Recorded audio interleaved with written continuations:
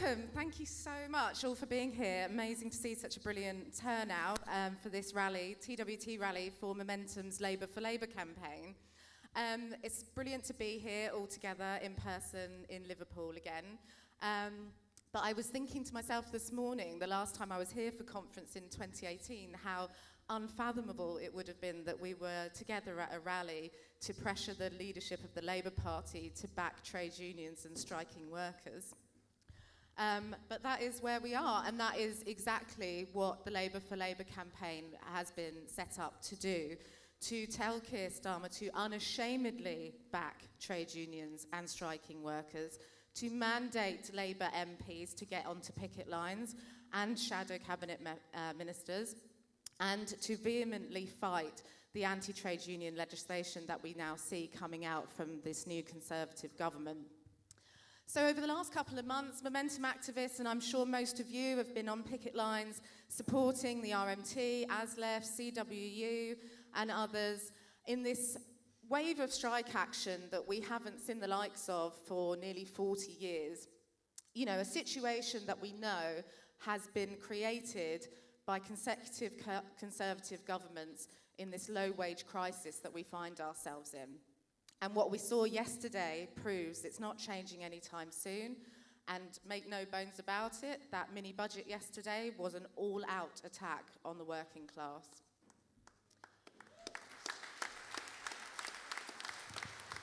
But who's putting forward the alternative? Who's putting forward the radical policies that we actually need to tackle this cost of living crisis? Who's leading the fight back? It's us, it's the workers, it's the trade union leaders. Meanwhile, Keir Starmer's list of achievements this summer is to ban shadow ministers from picket lines, to sack the shadow transport minister for supporting transport workers, and turning his back on public ownership. And the thing about it is that this isn't necessary. A recent Survation poll saw that 63% of people were supportive of the CWU's action against Royal Mail. And polling consistently shows that 2/3 of voters, including Tory voters, are in favour of public ownership. This is a needless battle. So this is our platform this week. This is a crucial moment, a crucial conference for us on the left, to take the message to Keir Starmer that he must back the unions, that he must keep Labour for Labour, and to embrace public ownership. It's not only the right thing to do, it's how we win an election. So now more than ever, millions of people will be relying on the Labour Party to back them in their struggles, to back them in their fight for fair pay and working conditions. So please join us over the next few days. Get involved with this campaign. If you're a delegate, we need you to vote for workers' rights in the priorities ballot tomorrow to get this heard on the conference floor. And if you're not, we need as many people outside conference tomorrow flyering delegates in order to get them to do that. So please grab one of the Momentum team members. They can give you a wave of who to speak to, and they will tell you where and when to be tomorrow morning to come and help us. But now, I know you're dying to see this fantastic lineup of people. So our first speaker is our Socialist Campaign Group rep on Momentum's NCG, the first MP to nominate Jeremy Corbyn for the leadership on the ballot in 2015, and a member of his shadow cabinet from 2016 to 2020. Please welcome Jon Trickett.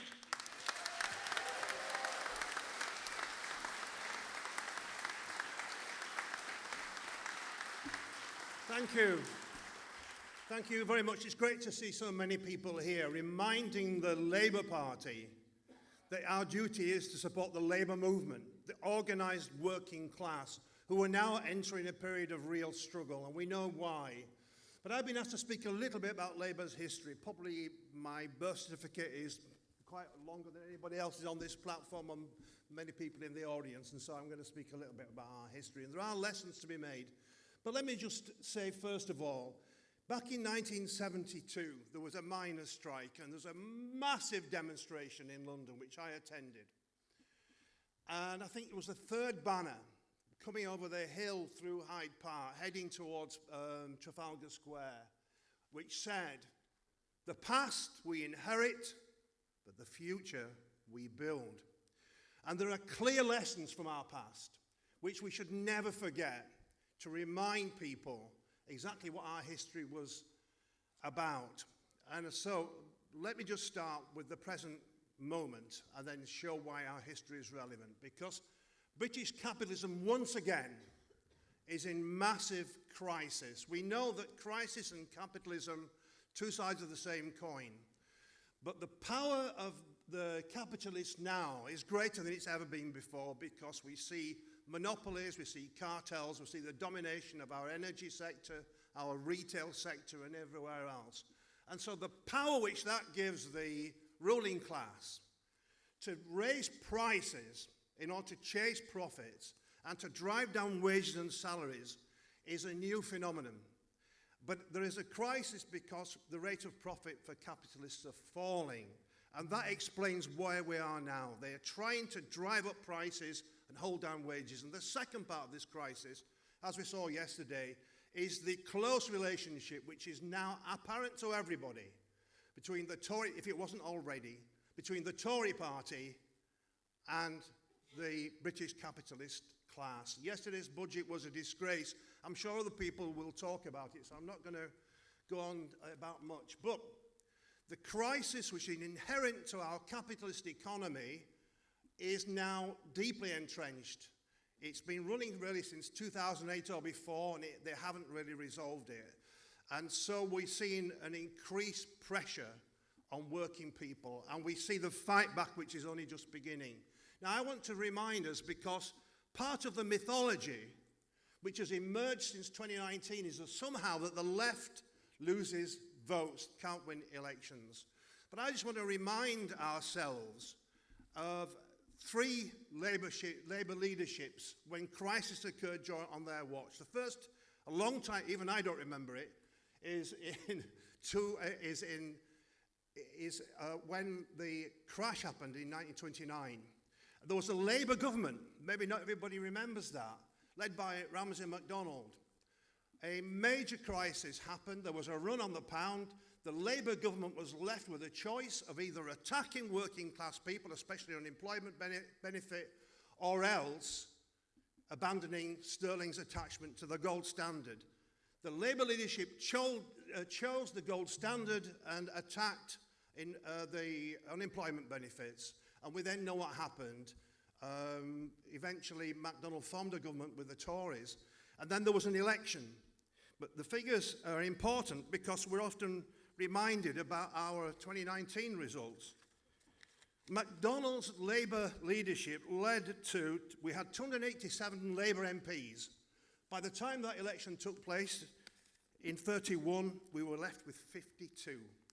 We lost 150 seats because the leadership chose to side with the British capitalist class. And then in 1976, there was another crisis with Labour in government. Healy and Callaghan were faced with a choice. And what they decided to do was to push through a process of austerity. And what happened again? We lost votes. We were at 319 MPs. We went down to 269. But what had happened in the crisis is the working class began to fight back, didn't they? And the so-called winter of discontent was actually a winter of anger amongst working people at what was being inflicted on them by a Labour government. And so we lost seats once again. And then we had the prolonged crisis during the New Labour period. Blair, here's a quote from Mr. Blair. And I'm not somebody who attacks everything which New Labour did, by the way. I think that would be a political error for us to make. But what he said about Thatcher when she died, politically, he said, certain reforms she made, for example, trade union law, this is Tony Blair. We kept the basic legal framework. And he went on to say, we didn't renationalise, take pride, we didn't renationalise many of the state industries which she privatised. I always thought, he said, my job was to build on some of the things she had done. Talking about Thatcher, rather than to reverse it. And what happened? We lost votes again. I was, I think, the first person to write about this in 2005 after that election. We lost 4 million Labour voters under New Labour. So don't let people say that the left somehow inherently is unable to win votes and the right somehow magically can find them from somewhere. The truth of the matter is, when Labour's leadership walks away from the struggles of working people and takes the side of the British establishment, we lose votes. That's universally the case. And I say now to our leadership, we ought to learn the lessons of our own history in order to avoid the likely possibility, anyway, the possibility that people will not feel inspired to turn out and vote Labour when the time comes. So we're now in a crisis, and working people are beginning to fight back. As we've heard, it's our job, the trade unions and workers generally, but above all the left, to show the way forward for our country. And that's our task, and that's why we're launching our programme today. Let me finish with one of the great socialists of our movement, R.H. Tawney, who was writing immediately after the collapse, the betrayal of by McDonnell. By the way, what happened to McDonnell? He was expelled by the Labour Party, the first leader to be so, because he'd almost destroyed the Labour Party, as I've just described. But what did Tawney say about British capitalism in crisis, he said? Well, he said, you can peel an onion layer by layer. But when it comes to capitalism, he says, you cannot skin a tiger, a live tiger, paw by paw. He said, because the task of the tiger is vivisection, and they'll take you apart. So his advice to the Labour Party was, do not think somehow or another, if you go gently with the British ruling class, somehow you'll get away with it. You won't. And what does he finish up by saying? He finished up by saying, if the Labour Party, and this is our lesson to give to the rest of the party, is to tackle its job with some hope of success, he said, then we must mobilise behind us a body of conviction so resolute and informed that the Tories in front of us understand that we are a force which needs to be reckoned with. Comrades, that is our task. We can show the way forward. We can show that the way to win an election is to associate ourselves with an insurgency which is now occurring in the country, to link to the trade union movement and other social groups, and to go on and to win a general election on a socialist platform determined not to make concessions to the British capitalist class, who will always want more, but to build a society which is fit for working people generally. And thanks very much for listening.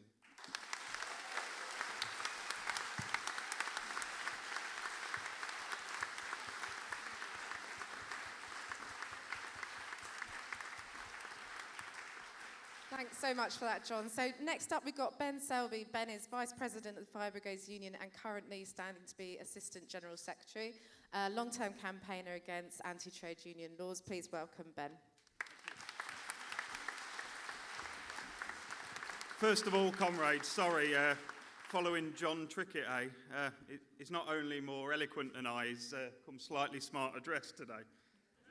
There are some huge questions this week. Huge questions to answer this cost of greed crisis, comrades. Which side are you on when it comes to picket lines? Which side are you on when it comes to public ownership? Which side are you on, Labour or Capital? I think we know the answer in this room, comrades, but we need to be clear with those that are struggling with the basic but fundamental questions just down the road. I want to say that it's an absolute disgrace that the Labour Party leadership has refused to back workers on strike. We must say, go and grow your backbone and support our class. A few weeks ago, I was speaking at an event in Scotland and I demanded that the leader of the Labour Party drag himself off his fence and back down to picket lines. Actually, comrades, we need to really think about whether we actually want him on our picket lines. Because I, for one, don't want him on FBU picket lines if he isn't on CWU, ASLEF, TSSA and RMT picket lines. Starmer stood on what many accepted was a Corbyn McDonnell economic programme, but rather than advocate for an economy to be organised by socialist means, he's been too busy obsessing about what the scum Murdoch press are going to write about him. All the energy of the right has been diverted to attack rank and file Labour Party socialists. Well, I've got a message for you, Starmer. The Fire Brigade Union ain't going to back down, and we'll stand alongside those socialists. It's imperative that the left remain, that the left organise, and we must mobilise and fight back this week, comrades. This is our Labour Party. The Labour Party is a democratic, socialist party. Let's make sure they don't forget that.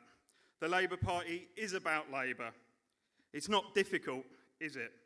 And that's why this Momentum campaign, Labour for Labour, is one all socialists should back.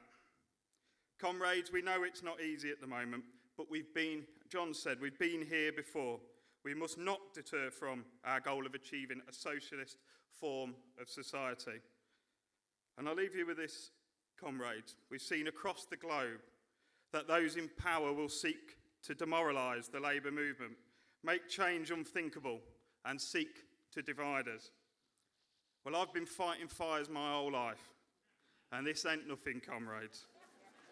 We must stand together, stand for workers, for Labour. Solidarity, enjoy your week.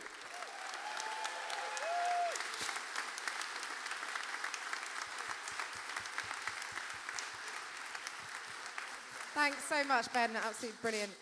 So our next speaker doesn't need much introduction. He's the Shadow Chancellor under Jeremy Corbyn and oversaw the most exciting programme of radical socialist policies the Labour Party's seen in decades. I still have a bit of a fangirl moment every time I see him. Please welcome Jon McDonnell. Thanks. I just came in when I heard Jon Trickett going on about McDonald's, and I thought, shit, what have I done now? I'll be brief. I just want to say a couple of things, really. John and I were on a platform last night. The Arise Festival. It was really interesting, the numbers that turned up for that. And I was trying to say a couple of things, really, about we're in an economic crisis on a scale that's hitting us now that we haven't most probably seen for a couple of decades. It's a global recession that's occurring now, and inevitably there'll be, well, we're already in recession. The discussion is what the scale of that recession will be. And I dug out that Gramsci quote because in crises like this, we're in a dangerous political moment. What Gramsci is saying, and it's most probably not an accurate quote, but basically we're in a crisis like this where the old world is dying, the old system is dying, but the new one is struggling to form, struggling to be born. And in that period, we have a dangerous interregnum where monsters appear, where there's a morbid pathology in our politics. Actually, I think that's what the Truss and Kwarteng regime is, a morbid pathology, because the old world, dominated for 40 years by neoliberalism, we knew over the last 4 years, effectively, has lost its credibility. Very rarely were people getting up to defend it anymore because it was a failed experiment. It was falling apart. And then there were the calamities within the Tory party, Johnson going, elected a leadership which still are faith holders, believers in new liberalism. No one else has. The only group in the whole of Western society that could have elected this leadership are the same people who believe in neoliberalism, and that's the Tory party membership. Absolutely isolated from the reality of the world itself. So what we're faced with is this really morbid consequence of this old system of neoliberalism falling apart. And this is the last death throes of neoliberalism that we're witnessing at the moment. So they're naturally using the neoliberal playbook. It's obvious, trickle-down economics, cut the taxes for the wealthy and the corporations, deregulate. I thought we'd learned some lessons from the Big Bang in the 80s that then resulted into the banking crash. They're now talking about Big Bang 2, complete deregulation of the city, taking the cap off bonuses, but more importantly, removing any of those protections that were brought in after the 2008 banking crash, no matter how weak they were. And in addition to that, what is next on the new liberal playbook? Of course, it's tax cuts, it's deregulation, but it's also trying to ensure that you destroy any potential for resistance. And they're not stupid, the Tories. They know where that resistance will come from, largely, and it's the trade union movement. So that's why we're now about to witness an onslaught of legislation to undermine trade union rights in this country. So what's the role of the left? The role of the left is twofold, always. One is to explain the world, to ensure that people have an understanding of what's going on, what this crisis entails.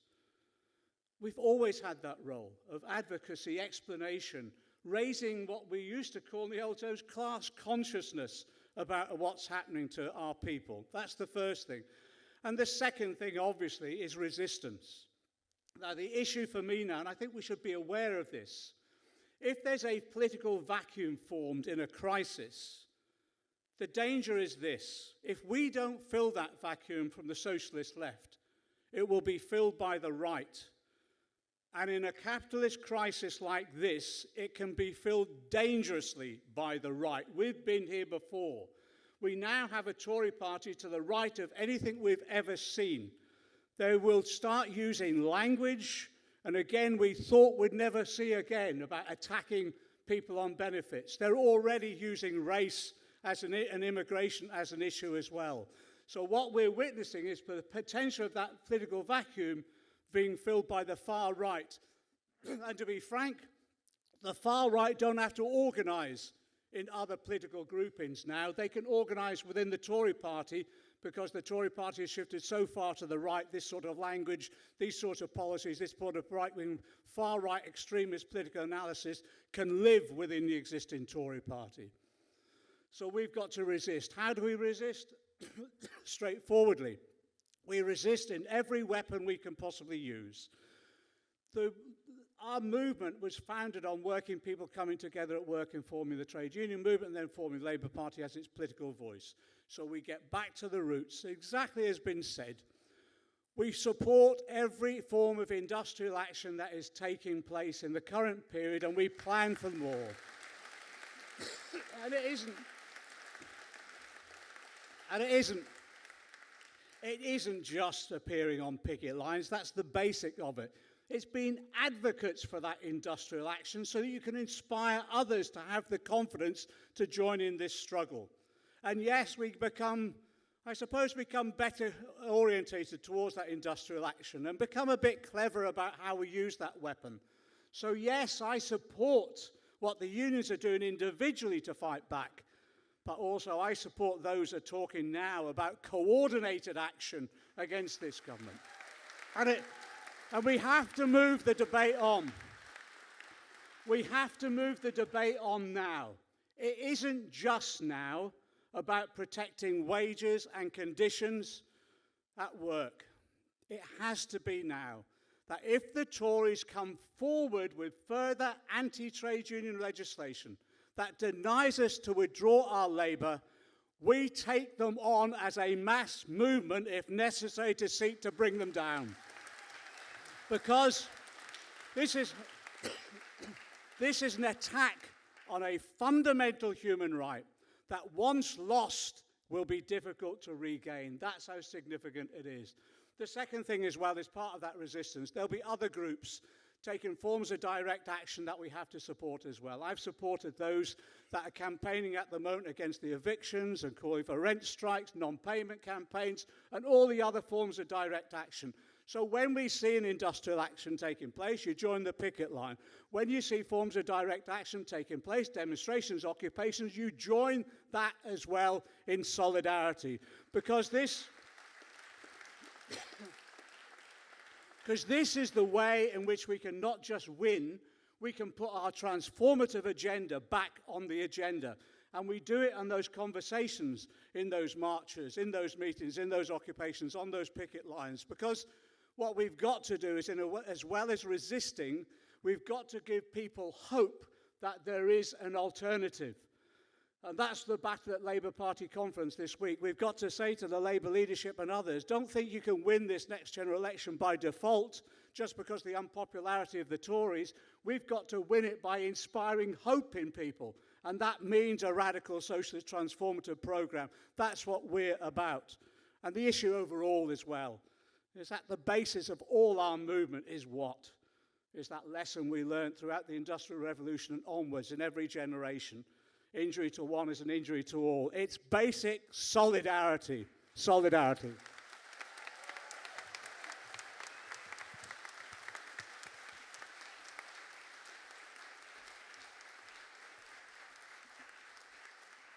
Thank you so much, John. So, next speaker is one of our brightest young stars of our movement. She was just elected as the new chair of Young Labour, where she will lead tens of thousands of young people in our movement. And Nabila and others, they ran an inspiring campaign and had fantastic results for the left, both in Young Labour and Labour students. So before we welcome Nabila, can we just have a massive round of applause for all those young socialists with all those fantastic victories? And please welcome the new chair of Young Labour, Nabila Moore.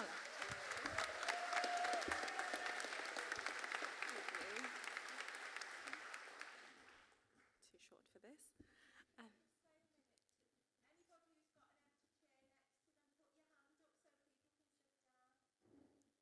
That's a very good point. Thank you very much. I think we've got a few over here as well. Lovely. Well, thank you very much, Hilary, and it's really great to be here with all of you today, and I'm so honoured to be speaking alongside this incredible lineup of speakers. When I started working at 17, I knew very little about workers' rights, and I didn't really know anything about trade unions. My colleagues and I would work 50-hour weeks with no overtime, grievances would go unheard, undealt with, and when we finally asked for a trade union, we were told we didn't need one. We know that young people today are most likely to be in precarious work. We're the largest generation of private renters this country has ever seen. And those of us who are students are loaded with thousands of pounds of debt before we even enter the full-time job market. Most of us are one paycheck away from homelessness. So overworked, underpaid, and constantly swimming against the tide. But this isn't just my story or my experience. This is the story of our generation. Millions of young people across this country. And it was these young people, in their thousands, who joined the Labour Party when it offered a message of hope and change. 100,000 young people who door-knocked, who phone-banked, and who delivered leaflets, who held rallies, who spoke at socials, spoke to our friends, our families, and our neighbours, because we believed that a world that worked for the many was within our grasp. And despite the crackdowns on the left by the party and the state, from climate strikes to our workplaces to tenants' unions, young people have continued to fight for that world. Because no matter how hard they try to suppress trade union organising, to surveil resistance and divide and rule our communities, we understand a simple fact: that the wealth and the power of the ruling class is built on our labour. So when the working class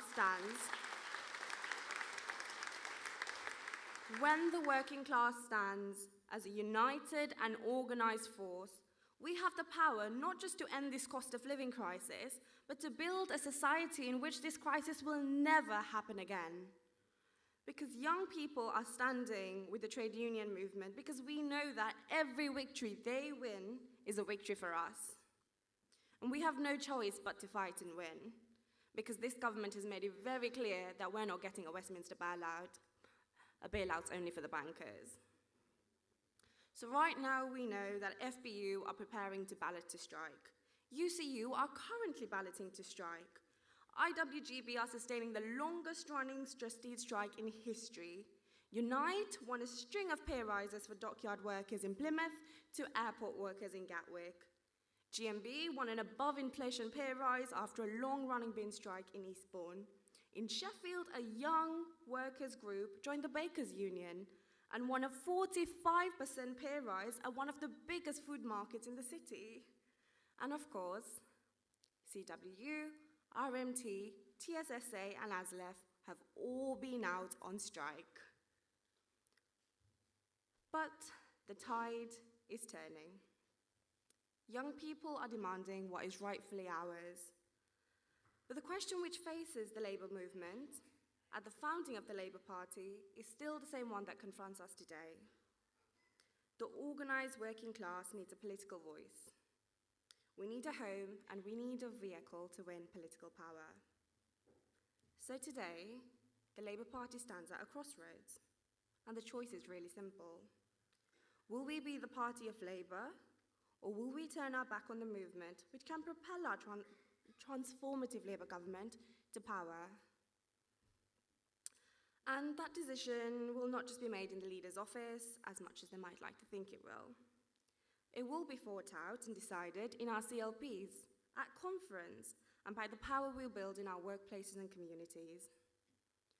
Because right now, there's another 17-year-old who's starting her working life. There's another student signing their tenancy agreement to give their landlord over half their wages. And there's another young person who has been pushed to take on a job that pays them less than living wage because the Chancellor of this country announced tax cuts for the rich. I joined my union Unite because I didn't just want to hear about a housing revolution, a climate revolution, or a workers' revolution. I truly wanted to be part of it. And I truly believe our time is here and now. Because wherever you are in the country, there will be a community organising group. So join them. Join your trade union, and if there isn't an active branch, start one.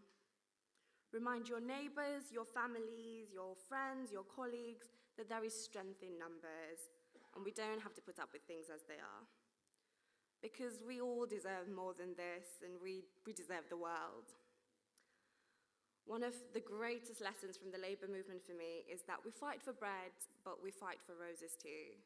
And over the next few weeks, over the next few months, how long it takes, I look forward to fighting for a world of roses with each and every one of you.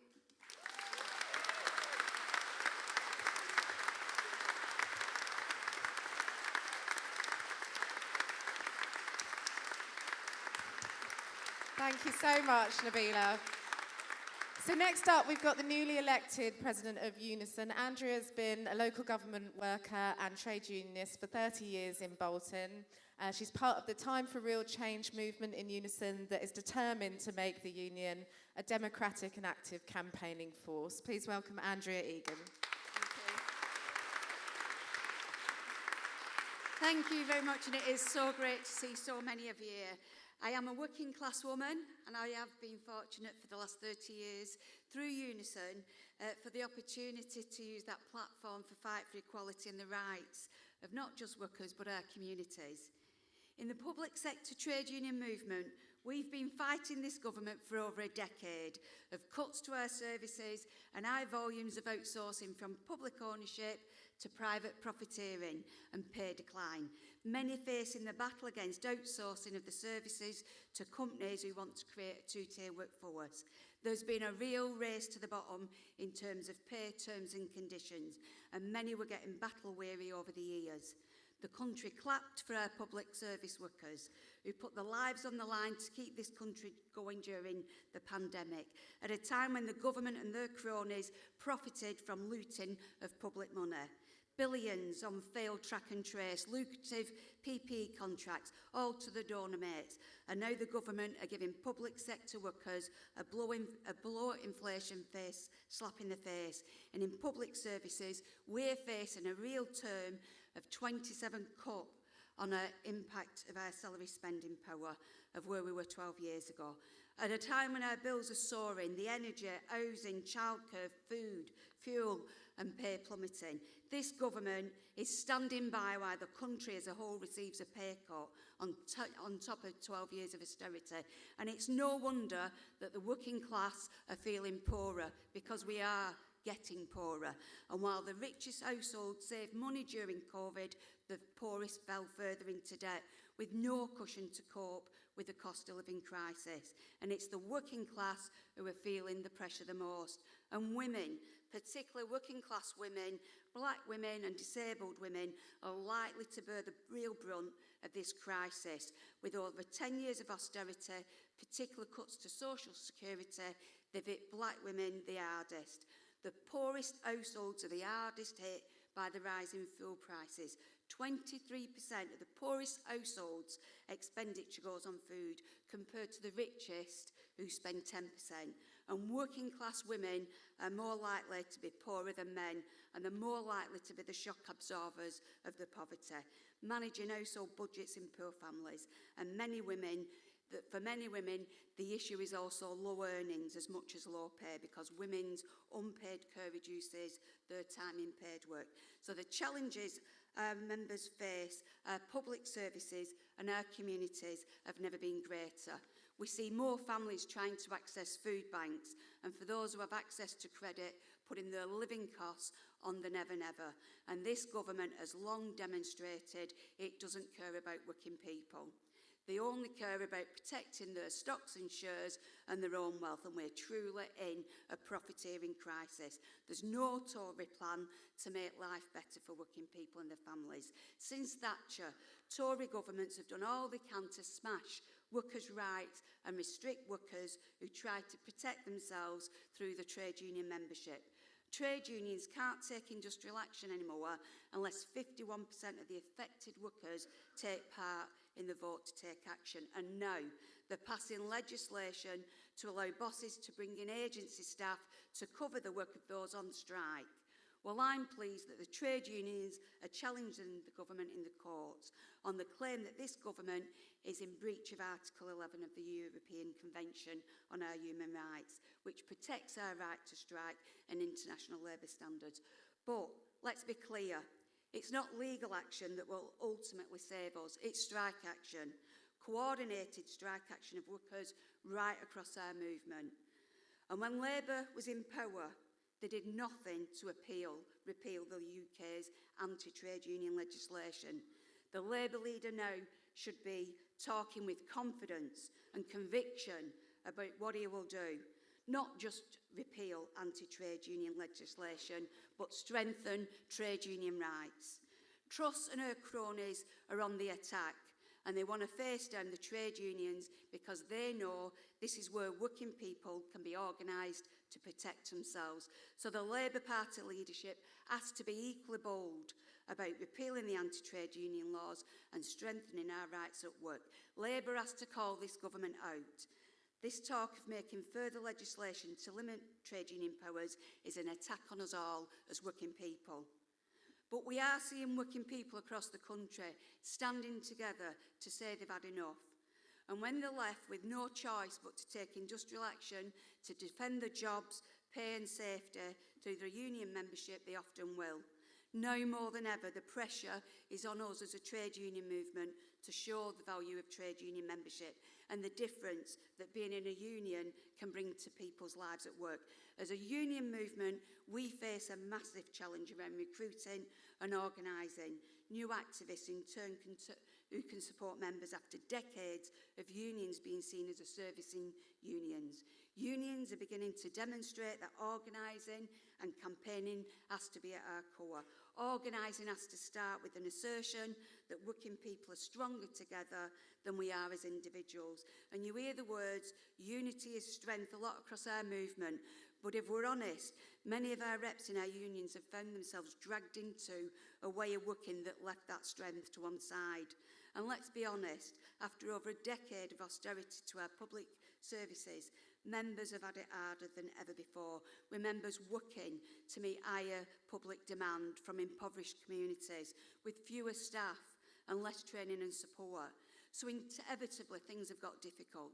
Sickness levels increasing, mistakes happening and angry confrontations in the workplace, with strained relationship with service users who we can't help or assist quickly enough, coupled with workers' low pay, long hours and the impact on their mental health.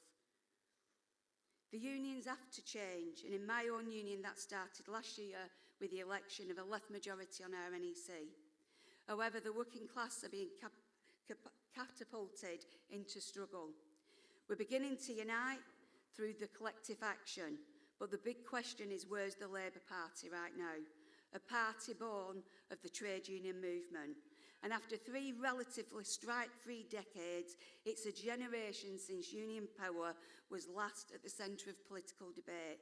So it's no surprise that industrial disputes are spreading across our economy, from the rail workers, bus drivers to barristers, BT, Royal Mail, dockers, waste workers in Edinburgh, local disputes here in the northwest, from Unison, from OCS, health facility workers and AQA, workers at the exam board, all fighting back with their unions attempting to negotiate pay rises close to inflation. So it's with utter despair when I learned the leader of the Labour Party instructed frontbenchers to stay away from the picket line. The Labour leader is completely out of touch with the mood of this country. Unison isn't happy with this current Labour leadership. We've issued a public statement already, which is unusually strong for my union, but many of us recognise that a Labour leadership that won't back our members has lost its way. I'm Unison's president, but I'm also a member of the National Labour Link, which governs our union's relationship with the Labour Party, and I will be doing my bit to ensure there's an honest conversation with the UK's biggest union about the current Labour leadership and how it's letting down working people.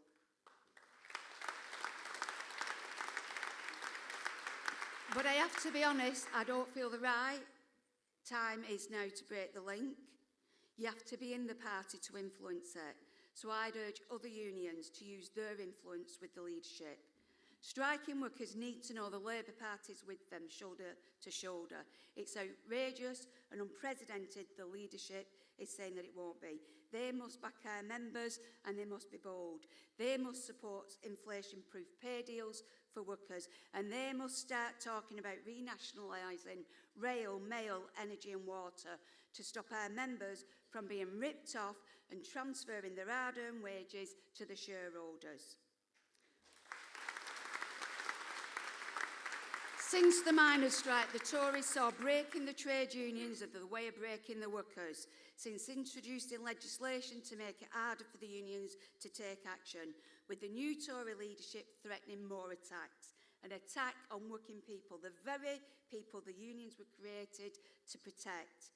British workers are at breaking point with anger over the cost of living crisis, and it's reaching a level not seen since the poll tax riots of the 90s. History could well repeat itself, with working people rising as there's a groundswell of unhappiness of our living standards sweeping across the country.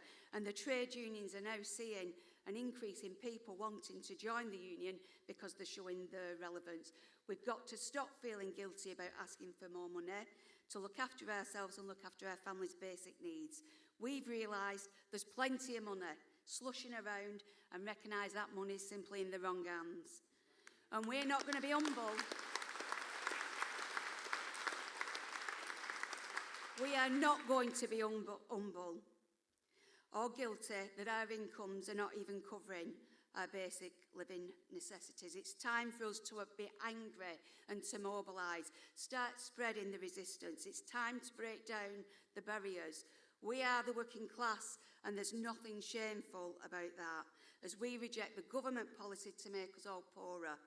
I say to everyone in this room, everyone across society, and especially those with power within our movement, including the leader of the Labour Party, it's time to pick a side.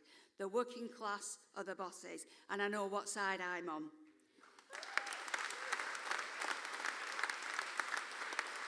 And I'll end it on this. It is now our time to rise, unite and take on those leeches who steal from the fruits of our labour and expect us to stay quiet as they plunge us into poverty. Enough is enough. In the movement we were saying, educate, agitate, organise. Well, the government have done the agitating. We now need to educate and organise, and we need a Labour Party at our side. Together we can win. Comrades, conference is our opportunity to bring influence to the party. Solidarity.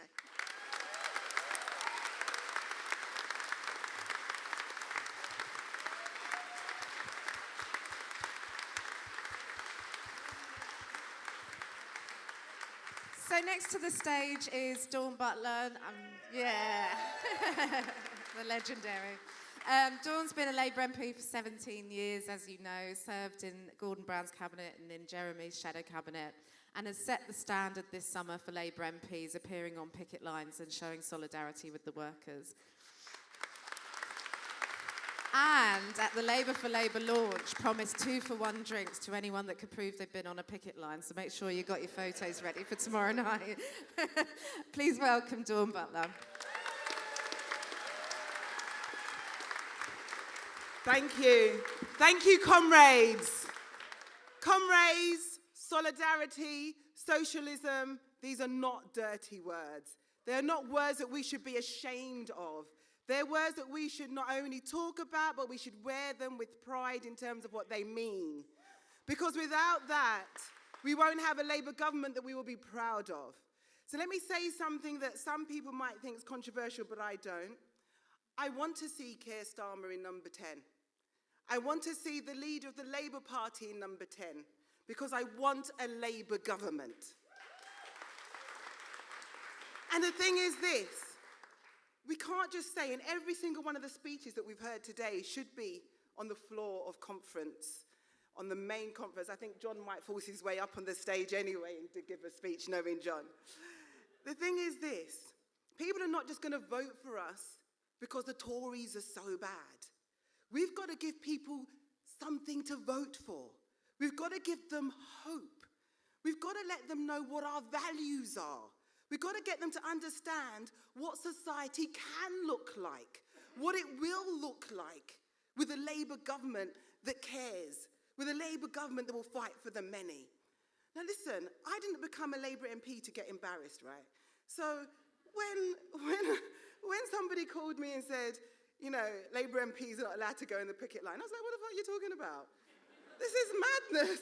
It's like, you know, this is part of the reason why I'm a Labour Party bloody MP. You know, I was a trade union official for 10 years. You can't tell me I can't go and stand on a picket line. I got out of my sickbed to deliberately go and stand on a picket line to show my solidarity. So when people said that, I thought, something's gone mad. Something's gone completely crazy. Let me tell you, look, any arguments that people throw at us about trade unions are the aspirational vehicle of the working class. That's why the Tories want to stop trade unions, because they're fighting for better wages.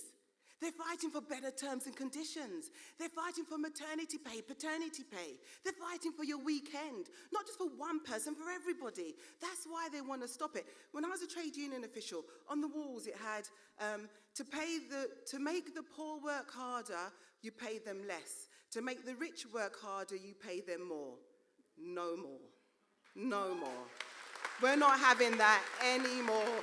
The tables, in the words of Tracy Chapman, the tables are beginning to turn because we're too interconnected. We're too connected. We know each other's struggle. We see each other's pain. We're on the same journey. There's a lot of us on the same road. The Tories are for a very small 1%. Let me tell you, the CWU were going on strike, I think, for the first time in something like 35 years or something, right? Because they say there's not enough money. The shareholders got paid £700 million.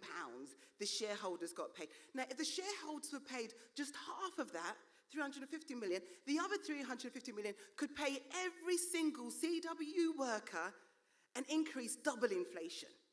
There is another way, and it is possible. So we shouldn't be ashamed of fighting for it. And when we're saying we're fighting for the people, who are the people if they're not members of trade unions? You know, we are the working class. We are the wealth creators. So it was embarrassing to think that we even have to have a campaign, Labour for Labour, because it's like, if we have to spend time explaining our values and who we are, that leaves very little time to explain our policies and what a Labour government can do. And so we have to change that. And the way to change it is, please, join the Labour Party. It's like, I know people have been pissed off. There's no children in the room, are there? No. So I know people are pissed off. I know that you've left. But without members, you know, no matter what some people might think, the Labour Party is not one person. The Labour Party is not the person at the top or the few people giving dodgy advice around the person at the top. the Labour Party is a movement of people. We are Labour rights. We are the movement of people. So please, join in, join the campaign, agitate, let's do it. Let's change the Labour Party into the right direction, because we've gone a little bit off path. Let's change with the right direction. And as I say, if you're in any doubt, listen to Tracy Chapman. Anyone that knows me knows that I love music. Listen to Tracy Chapman, Revolution. Don't you know? Talking about a revolution, it sounds like a whisper. It is time to build that whisper into a hell of a shout and a campaign, because together we will win. Thank you.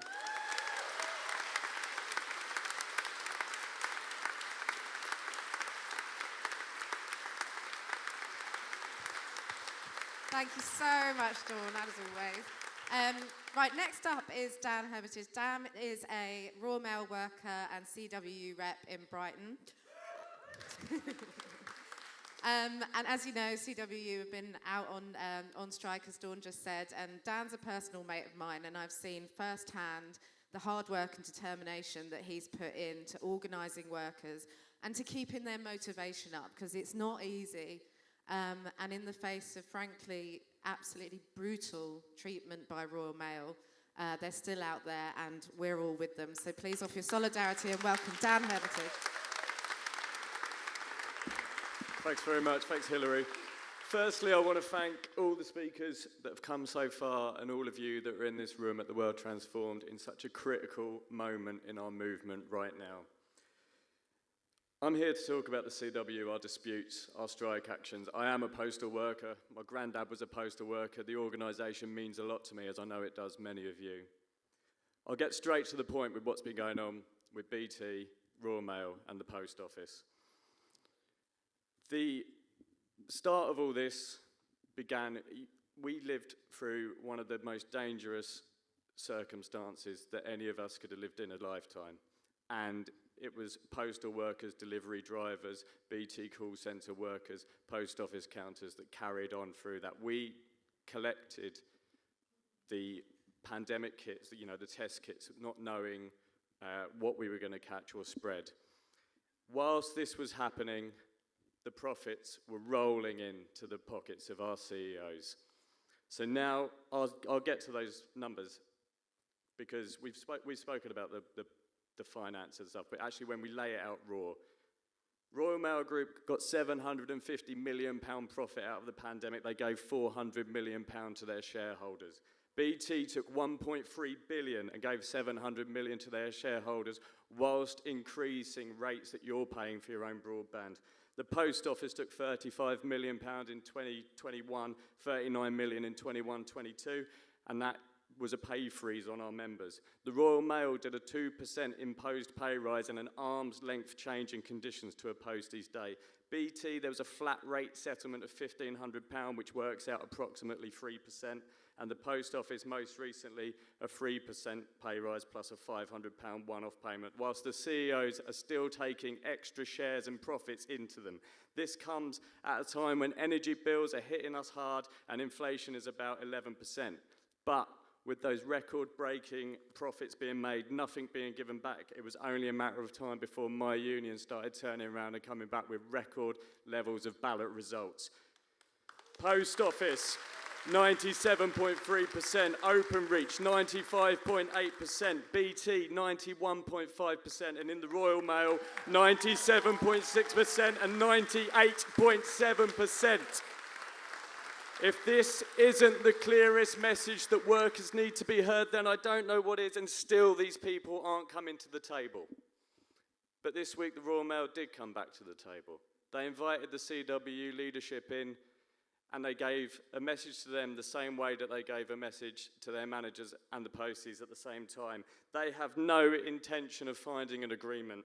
They are now pushing on with their desire to split up the Royal Mail Group. They've been ongoing talks with a foreign company about a takeover bid for it, and they are determined to franchise our delivery offices and drive down the rights of our members. Now, I am here to tell you, comrades, they have made their offence, and we will not back down. We will be standing here solidly on the front line, because we know that the CW, the RMT, ASLEF are there. We feel the weight of the movement on our shoulders. I'm proud to be there.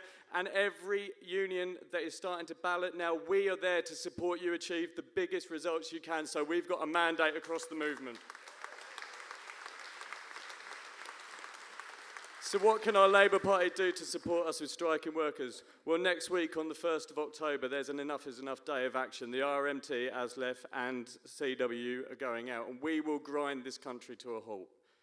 Now, if they don't want to join our picket lines, they can be at those rallies, those marches, those protests. Any Labour member, councillor, campaigner or MP is welcome on these to show that they understand the fight that us workers are facing. They can also start promising policies that will help workers win change. Protection and enhancement of our trade union rights that have been demolished since 1979, support for the right to protest, support for our freedom to speech, and to renationalise our public services and utilities. These must be the fundamentals of a Labour working party. The working class is the fundamental roots of the Labour Party. We're at a point in history, potentially the most vital crossroads of our times, where crucial decisions are going to be made about the future rights and protections of working people. The harm done by anti-worker policies across the field is more evident than it's ever been. CEO pay, I think last time I looked, is up about 1,300% in the last 40 years.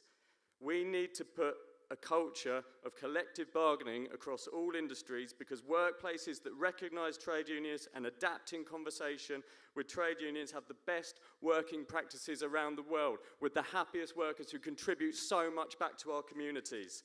This isn't anything new, though. We know this, but actions have to come out of places like today. And it gives me, our members and our movement strength to see all of your faces in here as well. You know, you're either here because you believe in what we're talking about or that you're interested in.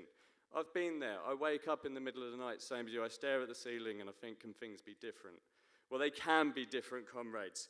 Solidarity to the CW, the RMT, and all trade union members balloting and taking action across the land. Solidarity with Momentum and the World Transformed. Solidarity with every single one of you in this room. Let's unite, let's fight, and let's win for workers. Thank you.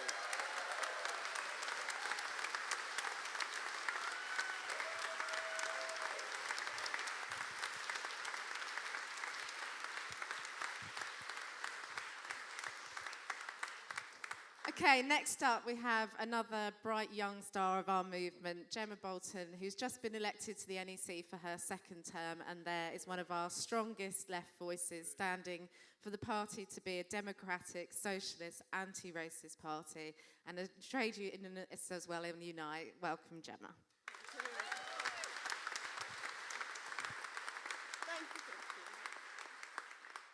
Thank you so much for the introduction. Yeah, as Hilary said, I'm an NEC member, I'm co-chair of the Campaign for Labour Party Democracy, but first and foremost, I'm a Labour Party member and I'm a proud trade unionist.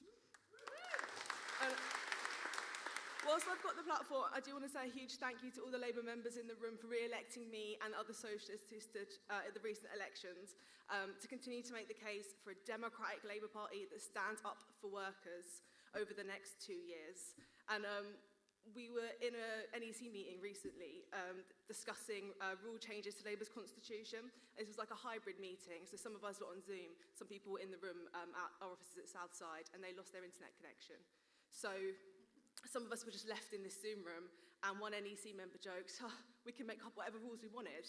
And then another shadow cabinet member joked back, how about we change our name? And I just thought, even though that's a joke, I just thought that sums up our party leadership at the moment. It's so far from its roots that it's going to soon leave its own name behind.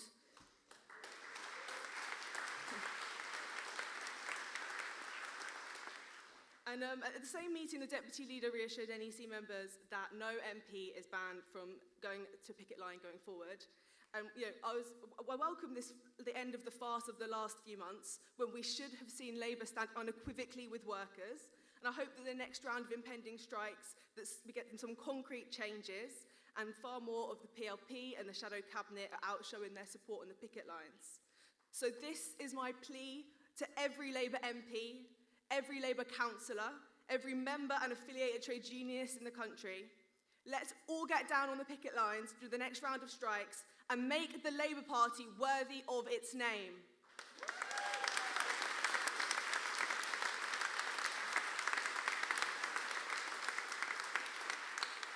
It's because when we appeal to workers, not the Murdoch press, that we have the possibility of mobilising the vote to defeat the Tories.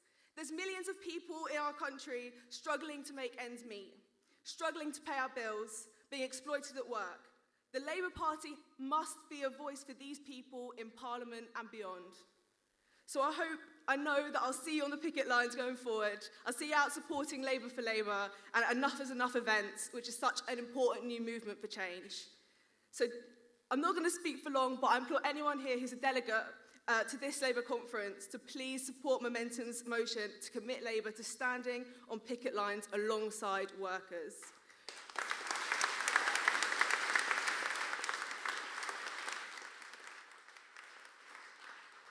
Labour is for workers, Labour for Labour. Thank you, solidarity.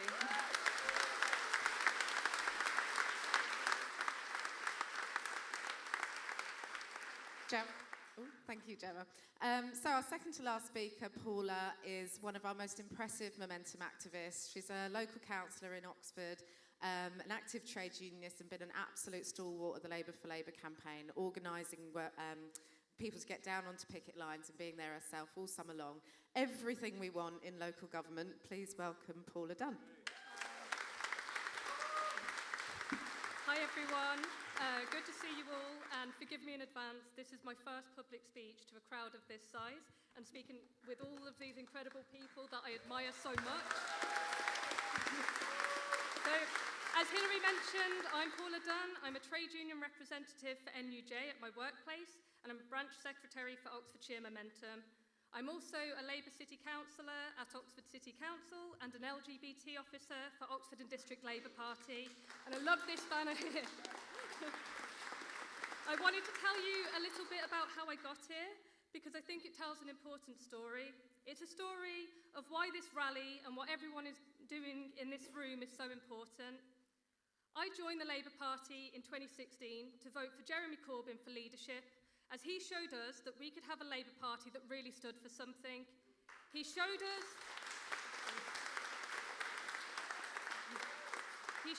that we didn't have to settle for being the lesser of two evils in Parliament, promoting austerity and neoliberalism. And he showed us that the Labour Party could be a genuine workers' party, wearing our socialism with pride. Since then, I learned the history of the Labour Party, that it was founded by socialists and trade unionists, and that's why I stayed in the party the last few years, to fight and bring this party back to its roots, to represent working people and to give us a voice.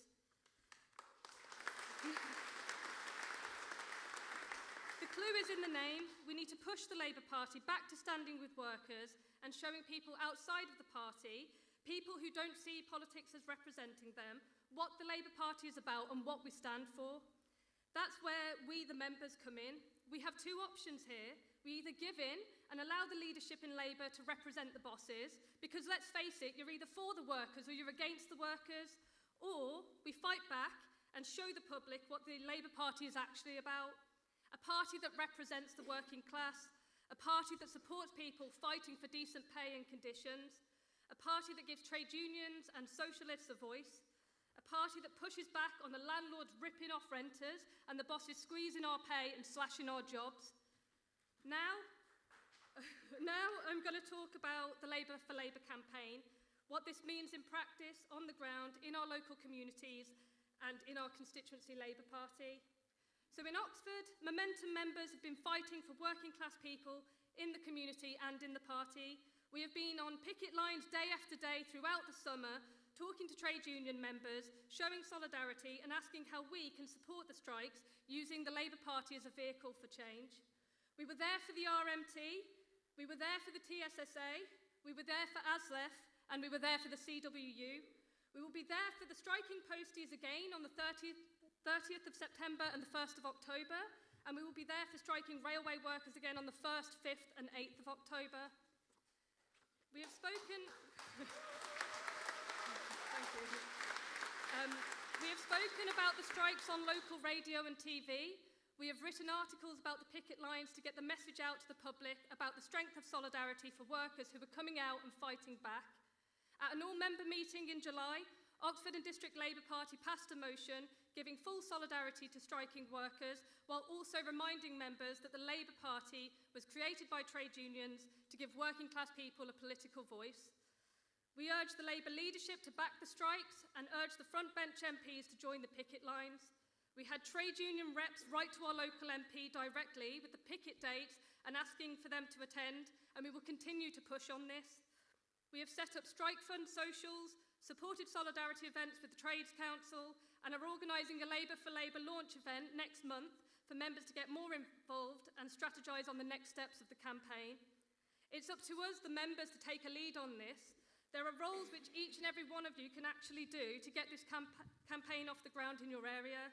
You can organise turning up to picket lines, protest, organising solidarity events and strike funds, passing motions to support this campaign in your Labour Party branch, and asking your local Labour MP to join the picket lines.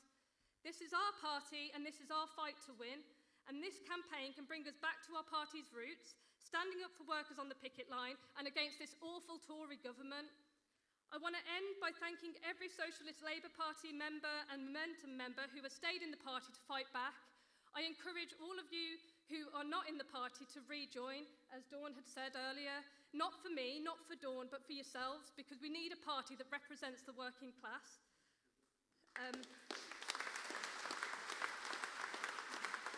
If we are going to win this campaign, we need everyone here spending a bit of time over the next few days getting those at Labour Conference engaged and empowering Momentum members to start building the campaign from the ground up in their local networks as well.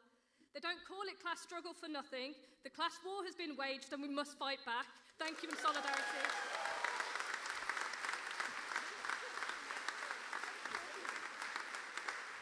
Thank you so much. I don't think you needed to worry.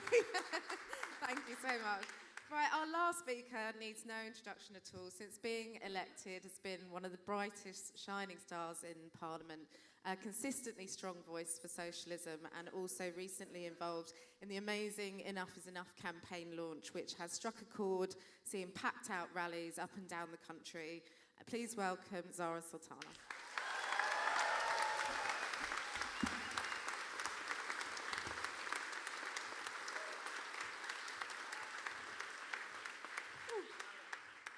Just come from Birmingham. The rally was yesterday, but clearly didn't have enough time to sort out my suit just then. Hiya. This is the next Labour Prime Minister. You're very kind. You're very kind. So, hi everyone. My name is Zara Sultana. I'm the Labour Member of Parliament for Coventry South, and I'm so honoured to be with you all today. I want to quickly start with something that happened quite recently. I was invited onto GMB, which was incredible because I don't usually get invites like that. When I was first elected, I was a bit too radical for some platforms, but it's nice being invited to GMB. I had a nice interview, and then I was asked a question whether I would be going to the picket line, and I thought that was interesting because I'm a Labour MP. The clue is in the name. Of course I am going to the picket line, I said.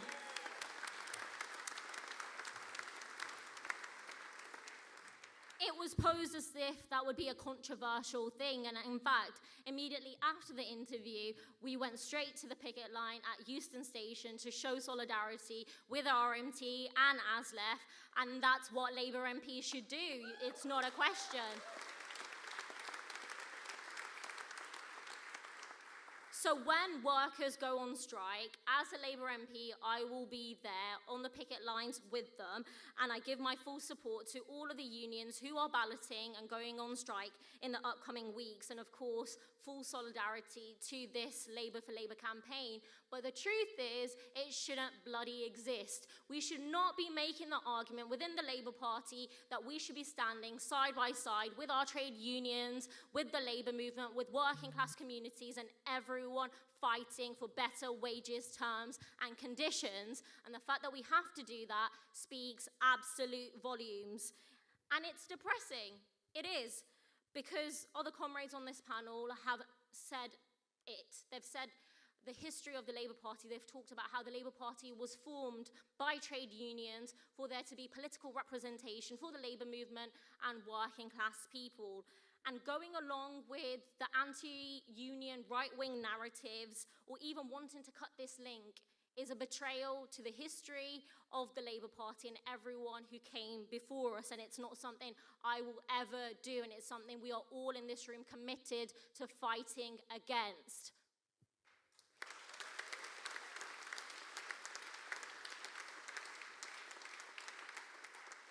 I'm a proud unionist.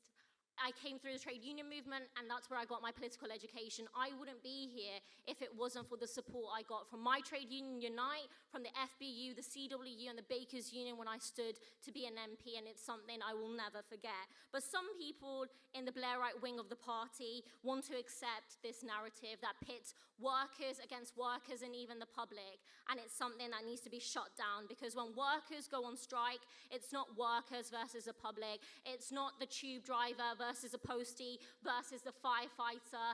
It is workers versus bosses. It's quite clear whose side we should be on.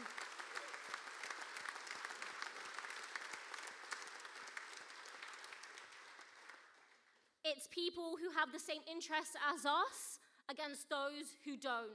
It's people who want decent pay. It's people who want their rights protected and their public services invested in against those who want wages cut, who want our rights shredded and our public services gutted. It's the many versus the few. And when workers go on strike in the RMT, in the CWU, Unite, the FBU, or any other union, we all should show solidarity with them, because when they win, we all win.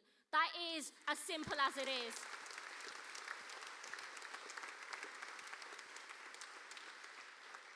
We are all made stronger because of trade unions, and that's why there's a great trade union saying that we should always think of, which is, united we stand, divided we fall. And in the coming months, the attacks on trade unions will get worse. We've already seen it. They're trying their best to demonize and attack trade unions, and with legislation that's coming forward that will attack the trade unions even further, we've already got some of the worst punitive trade union legislation in Europe, and these Tories aren't playing. They're coming for trade unions as the cost of living crisis gets worse, because trade unions and members are on the forefront. They are fighting this crisis, and we have someone now cosplaying as Thatcher. She really thinks she is her, attacking working communities, giving tax cuts to the richest.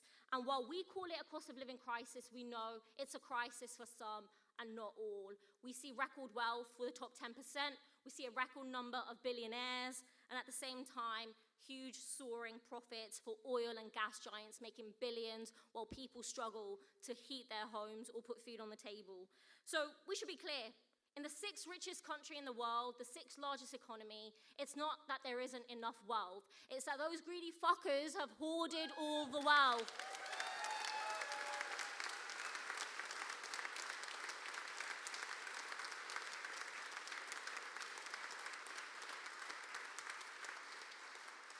The wealth of this country that exists because of working people is concentrated in the hands of a few, and we are here to redistribute that and finally tax the rich in the way that they should be. And in the months ahead, strikes are of course going to be a key battleground for the fight that we are seeing. The Tories are threatening to undermine this right to strike. We have to fight back. We have to unify, unite, and fight back. And this is something that the Labour Party should be leading. Of course it should, and not be forced into doing so through kicking and screaming and all sorts of other antics. It should be proud of our trade unions. It should be proud of everything that they represent and the members that they fight for, and not accept any of the right-wing lines or appease the Murdoch press, especially, things like appealing to the Sun. I just think that's absolutely disgusting, and anyway.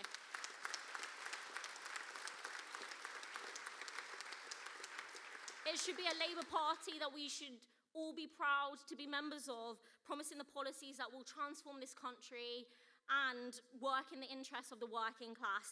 It's a Labour Party worth fighting for. It is the vehicle that we need to address the climate emergency, to address the social and economic crises we see. And as the co-chair of the Socialist Campaign Group, big up the Socialist Campaign Group, come on. There's 3 of us here. It's something I'm committed to do, and I hope that you will be there with us in this fight together. Thank you in solidarity.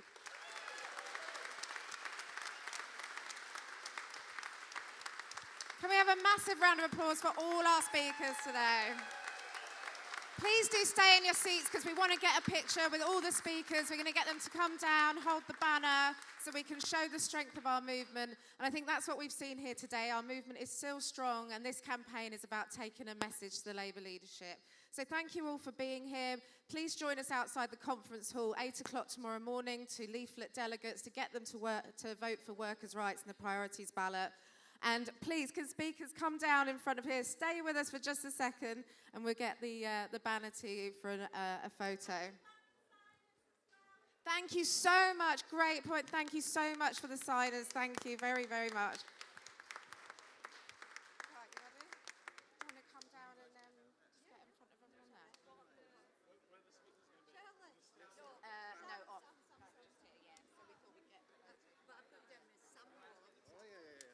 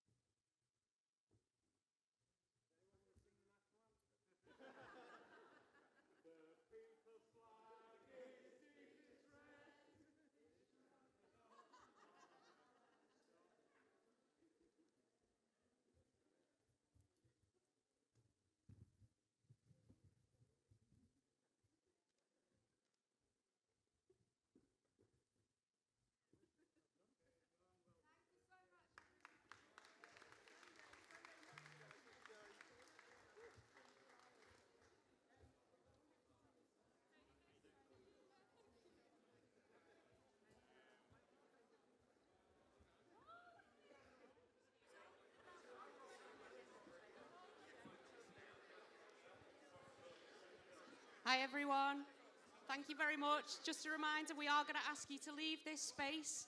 There's already a queue for the Forge Report session outside, so join it as quick as you can if you want to get in. We'll get the room ready and let people back in as soon as we can. Thank you.